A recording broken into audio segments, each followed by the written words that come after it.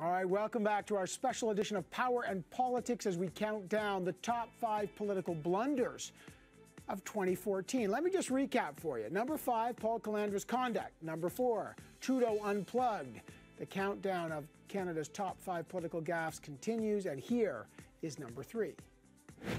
You guarantee us that there's going to be someone there in every one of those places to look after us. Well, you know, this finger pointing stuff doesn't really work very well with me. Fantino!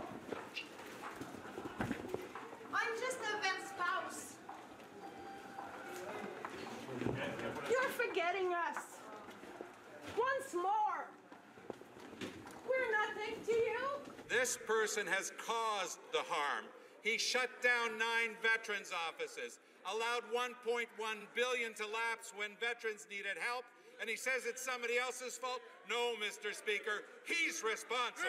I hardly think that I need to take, or we need to take, any lessons from a party that says one thing and does exactly the opposite. Finger wagging, ignoring a vet's spouse, confusing messages, even on good news announcements. Julian Fantino is our number 3 spot on the political blunder list. Those moments caught on video, just extraordinary. The Veterans Affairs Minister left for a holiday break with calls for his resignation still ringing in his ears. We asked him to come on this program every single day. No luck there. But will Minister Fantino's handling of the vets portfolio cost him or the Conservatives politically?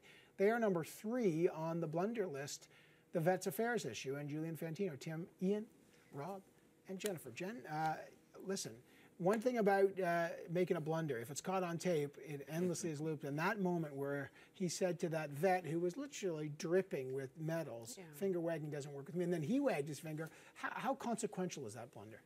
Well, again, in a similar way with Calandra, I mean, people can wrap their minds around that, right? Everyone has, or not everyone, but many of us have people in our family who fought during the wars, who are in the military, and to see someone react that way to one of those people, it strikes a chord. Why this is such a blunder and why it wounds the Conservative Party is because the military and veterans are a core part of who they are, their raison d'etre, how they came to power, promising to change things.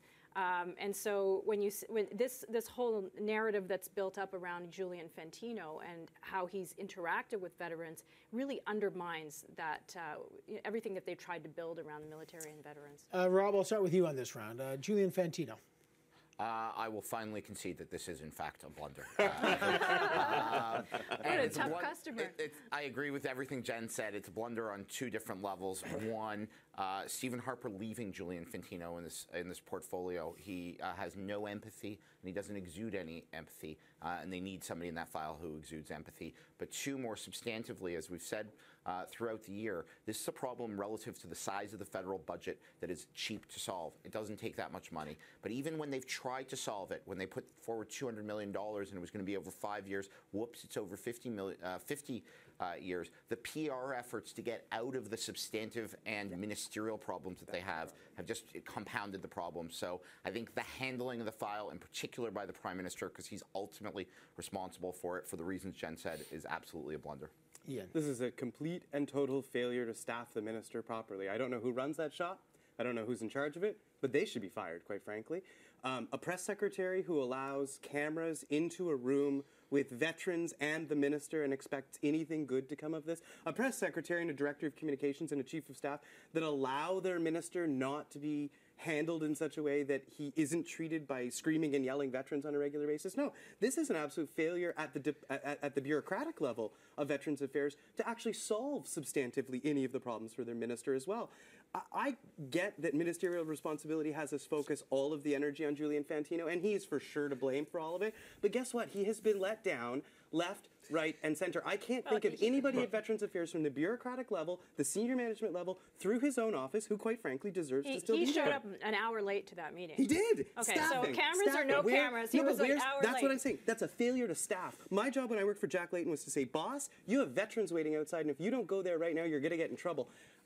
The people who are around him should be fired and replaced. Well, there's been significant change around him. A very capable communicator, Stephen Lecce from the Prime Minister's office, has gone over there. Walt Nachinchuk, well-respected, former chief of the defense staff, has gone over there. But look, Julian Fantino is not going to win the award for being Mr. Empathy of 2014, probably not 2015 either.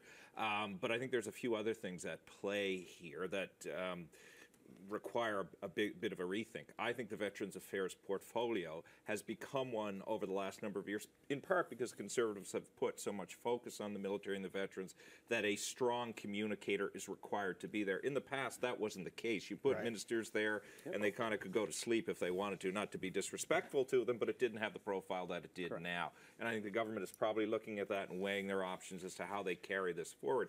The other thing, I think the government can win an argument on the facts of the money invested, but they're not able to win that argument if they don't have the right messenger. And I'd say this to you, the other thing we haven't really talked about in this is the politics of why the Prime Minister is defending Julian Fantino. The argument has been made, and rightly so, in part, that Fantino has popularity in different pockets, particularly around the Vaughan area that's of interest, 905. There's another reason for the Prime Minister protecting Fantino. It's also to demonstrate to his caucus that he's there for his people when they're in trouble. You'll remember he did this with Bev Oda. He did this with Peter Panashue. He did this with Ron Ambrose. And in each of those cases... Is this a consequential issue, though? I mean, this is the question. I mean, we It talk would about be these, are they blunders, or consequential. are they gaffes? But, Jen, is Veterans Affairs the kind of thing that, you know, we put on the list, but it doesn't have resonance when the election comes, or is Veterans Affairs actually an issue that people may vote on?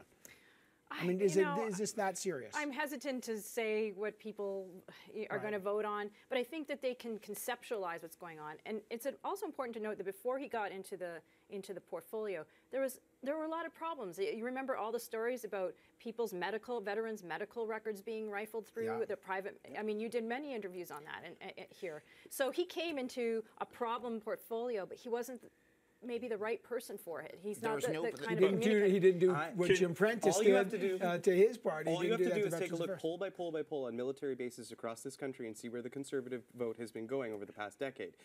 The military family understands that this is not a government that stands up for the promises that they make. And that is what's going to hurt them the most. So you say, is this an issue that they vote on? It is if you have one Afghan vet in your family.